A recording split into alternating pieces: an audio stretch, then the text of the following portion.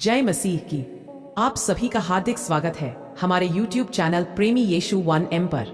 प्रिय भाइयों और बहनों, आज हम एक बहुत ही गंभीर और जरूरी विषय पर बात करने जा रहे हैं। बाइबल के अनुसार अंत के दिनों में कलीसिया में किस प्रकार के लोग आएंगे? क्या हर आने वाला सच्चे मन से प्रभु की खोज करेगा, या फिर ऐसे लोग भी होंगे जो केवल दिखावे, स्वार्थ और धोखे के साथ कलीसिया में प्रवेश करेंगे?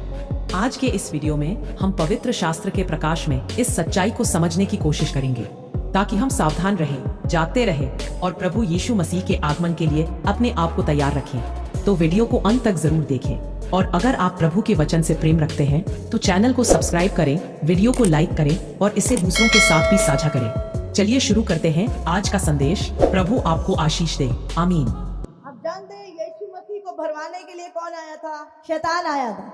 क्या लेके आया था? वचन। आज मसीहों को भरमाने के लिए कुछ और नहीं, शैतान झूठी शिक्षाओं को लेकर आ रहा है। बाइबल में लिखा, अंत के दिनों में चौकस रहो। भरमाने वाले इस संसार में निकल चुके हैं। अगर हम निर्गमन की पुस्तक पढ़े, उसका 18, इन्हें विधि और व्यवस्था प्रकट करके जिस मार्ग पे इन्हें चलाना और जो जो काम इन्हें करना हो वो इनको जता देना। फिर तू इन सब लोगों में से ऐसे पुरुषों को छांट ले जो गुणी और परमेश्वर का भय मानने वाले, सच्चे और अन्याय के लाभ से घृणा करने वाले हों।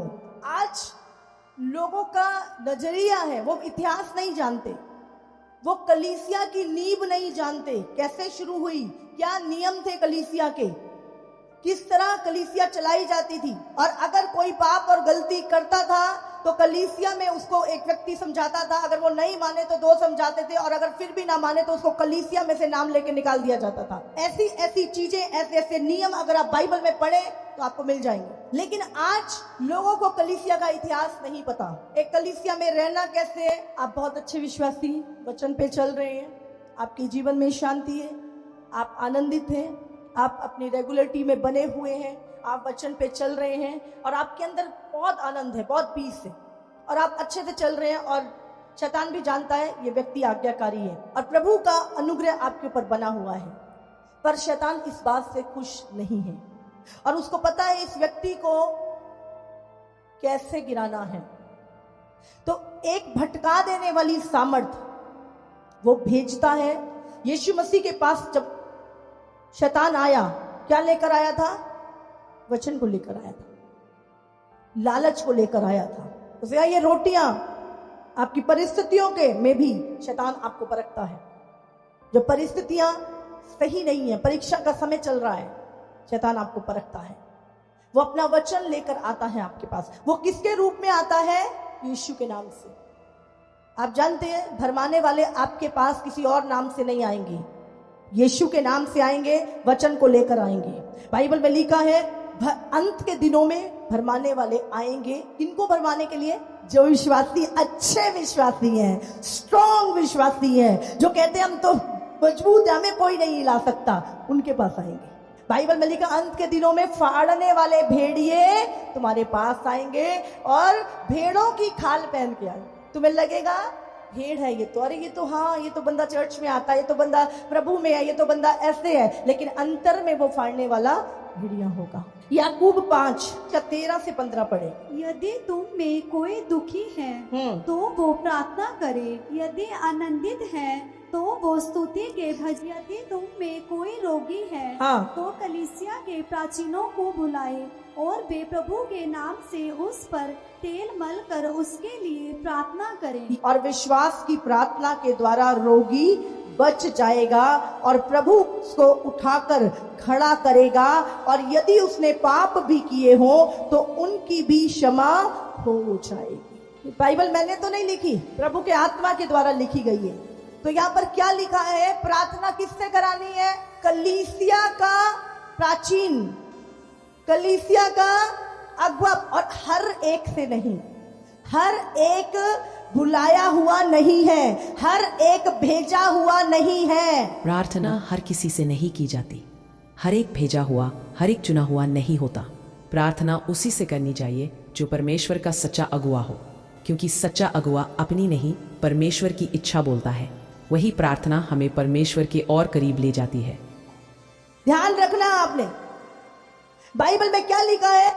यीशु ने 70 चेलों को 2-2 करके भेजा, उसमें से भी चेले गिर गए, उसके बाद 12 चेले थे। इसीलिए बाइबल में लिखा हर एक पे हाथ मत रखना।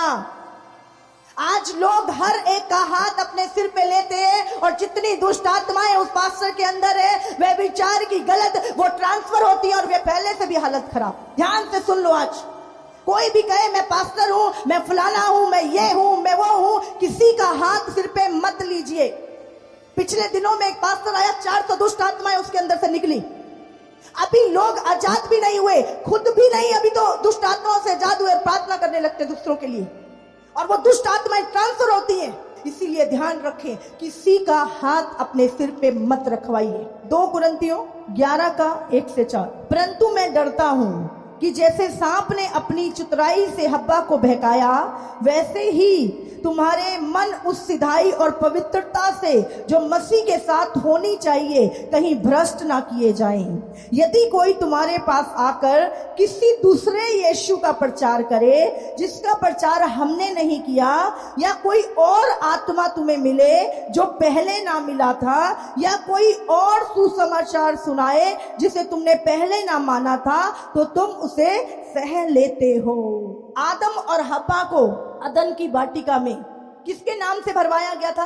परमेश्वर के नाम से। उस क्या बोला था शैतान ने? क्या परमेश्वर ने तुम्हें सारे फलों को खाने की आज्ञा दी है? परमेश्वर का नाम लेके तुम्हें भरमाया जाएगा। क्या परमेश्वर ने ये आज्ञा दी है? क्या परमेश्वर ने ये बोला है? ये बोला है तो गलत बोला है। आदम और हव्वा को भरमा दिया और प्रभु की उपस्थिति से दूर कर दिया। बोलो मैं परमेश्वर की उपस्थिति में हूं। फलाना पास्टर पवित्र आत्मा बांटता है, बोलेगा तू ना अपनी जीभ पकड़ के ना यीशु यीशु बोल, अन्य भाषा मिल जाएगी। पवित्र आत्मा उतरा था, कई जगहों पे प्रेरितों के हाथ रखने से मिला था।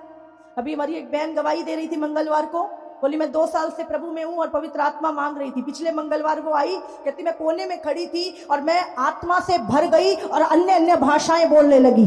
परमेश्वर खुद तुम्हें भरता है आत्मा से। प्रिय भाइयों और बहनों, आज हम यह समझने जा रहे हैं कि परमेश्वर खुद अपने लोगों को पवित्र आत्मा से भरता है। बाइबल में लिखा है, परमेश्वर का प्रेम हमारे हृदयों में पवित्र आत्मा के द्वारा उंडेला गया है।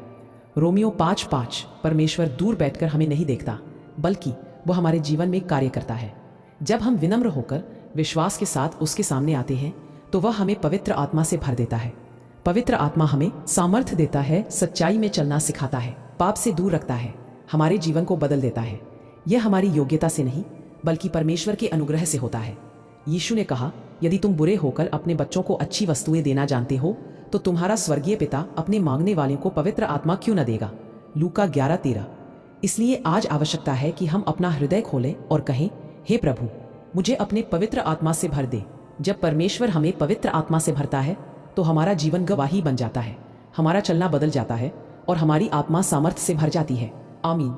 वचन से बाहर जो लोग जा रहे हैं, उनके अंदर एक भटका देने वाली सामर्थ आ रही है। 1 पत्रस, सचेत हो और जागते रहो, क्योंकि तुम्हारा विरोधी शैतान गर्जने वाले सिंह के समान इस खोज में रहता है कि किसको फाड़ खाए। तुम्हारे विश्वास को छलनी छलनी कर, तुम्हारी आज्ञाकारिता को खत्म कर दे, तुम्हारी विश्वास योग्यता को तार तार कर दे। इस ताक में रहता है शैतान। विश्वास में दृढ़ होकर और ये जानकर उसका सामना करने की, तुम्हारे भाई जो संसार में हैं ऐसे ही दुख सह रहे हैं, पर क्या करना है? विश्वास में दृढ़ होकर शैतान का सामना करो, तो वो तुम्हारे सामने से भाग जाएगा। 1 यूहन्ना 4:1। हे प्रियो, हर एक आत्मा की प्रतीति ना करो, वरन आत्माओं को परखो कि वे परमेश्वर की ओर से हैं कि नहीं, क्योंकि बहुत से झूठे भविष्यवक्ता जगत में निकल खड़े हुए हैं। आज लोग कलीसिया में नहीं जा रहे, आज लोग विश्वास से गिर रहे हैं। क्यों? कोई पास्टर आया था हमारे घर, प्रार्थना करके गया, उसके बाद मैं बीमार हो गई, उसके बाद मेरा बुरा हाल हो गया, उसके बाद मेरी आत्मिक लाइफ भी खत्म हो गई, मेरा तो विश्वास ही उड़ गया प्रभु से। समझ आ रही है? इन झूठे पास्टर्स, प्रेरित भविष्यवक्ताओं के कारण लोग विश्वास से दूर हो रहे हैं। आज एक सच्चाई पर बात करना जरूरी है। कुछ झूठे पास्टर और स्वयं को भविष्यवक्ता कहने वाले लोग परमेश्वर के नाम का उपयोग करके लोगों को परमेश्वर से दूर कर रहे हैं। वे अपने शब्दों को आत्मिक बताते हैं, लेकिन उनके काम परमेश्वर की महिमा नहीं बल्कि अपने नाम, अपनी शोहरत और अपने लाभ को बढ़ाते हैं। परमेश्वर का वचन डराता नहीं, परमेश्वर का वचन गुलाम नहीं बनाता और परमेश्वर का वचन कभी लालच नहीं सिखाता। जब लोग इन झूठी शिक्षाओं से ठेस खाते हैं तो वे सोचते हैं कि परमेश्वर ही गलत है और धीरे धीरे विश्वास से दूर हो जाते हैं। लेकिन याद रखो, गलत सेवक का मतलब गलत परमेश्वर नहीं होता।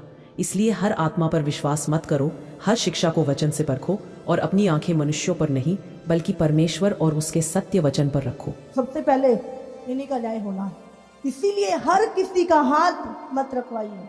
आपके लिए जो ठहराए गए हैं उन्हीं का हाथ रखो। आप जानते हैं बहुत सारी दुष्ट आत्माएं अन्य भाषाएं बोलती हैं और लोगों को लगता है ये पवित्र आत्मा है। एक अन्य भाषा बोलने वाला व्यभिचार नहीं कर सकता, धन का लालच नहीं कर सकता, चोरी नहीं कर सकता, झूठ नहीं बोल सकता, पाप नहीं करेगा वो कभी। प्रभु ने कहा हर एक पे हाथ, जल्दी से झट हाथ मत रखना, झट हाथ मत रखना। प्रभु कहता है हर एक से हाथ नहीं रखवाना। हालेलुया।